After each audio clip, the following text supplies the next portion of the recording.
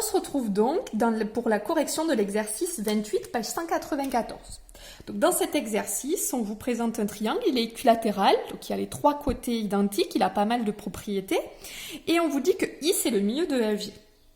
Alors, dans un triangle équilatéral, il y a quelque chose qu'il faut avoir en tête, c'est que toutes les droites qui sont dites remarquables, c'est-à-dire la médiane, la bissectrice, la médiatrice et la hauteur, elles sont confondues, elles sont toutes l'une sur l'autre. Donc ici, la médiane EI. Alors, pourquoi je dis que c'est une médiane? Eh bien, EI, elle passe par le sommet E du triangle et elle coupe le côté opposé I en son milieu. Ça, c'est la définition de la médiane.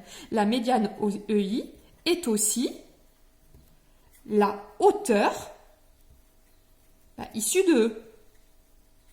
Donc, si c'est une hauteur, ça veut dire qu'elle va couper le côté opposé perpendiculairement.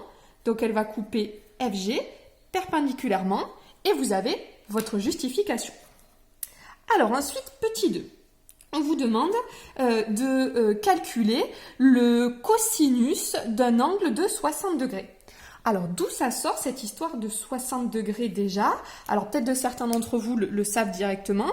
En fait, dans un triangle équilatéral, tous les angles font 60 degrés. En effet, dans un triangle équilatéral, tous les angles sont égaux. Arrête de bouger. C'est-à-dire que, alors je vais les laisser stabiliser. Voilà.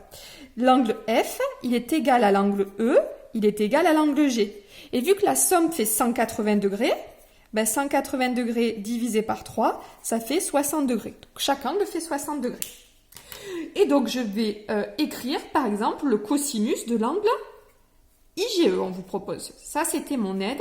Donc, le cosinus de l'angle IGE dans le triangle IGE. Et j'ai le droit d'écrire le cosinus seulement parce qu'il est rectangle en I. Il est rectangle en I parce qu'on a prouvé juste dessus que les droites étaient perpendiculaires. Donc, le cosinus de IGE. Donc, le cosinus, c'est SO cato A. Le cosinus de cet angle-là, c'est adjacent sur hypoténuse, c'est-à-dire c'est IG sur EG. Bon, très bien. Donc ici, IGE, on sait que ça fait 60 degrés. Donc le cosinus de 60 degrés, c'est IG. IG, il vaut combien? IG, on sait que I, c'est le milieu, et ça vaut A. Donc IG, c'est A divisé par 2. Que je divise par EG qui vaut A.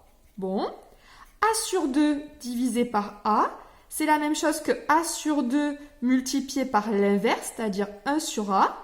Je peux donc simplifier les A et j'obtiens que le cosinus de, ce que vous voyez, juste comme d'habitude, le cosinus de 60 degrés, c'est donc 1 divisé par 2. Voilà, directement ici, en fait, on pouvait simplifier les A en n'oubliant pas qu'ici, il y avait un 1 et j'obtenais 1 sur 2 sur 1, donc 1 sur 2. Donc, a priori, le cosinus de 60 degrés, c'est 1 demi.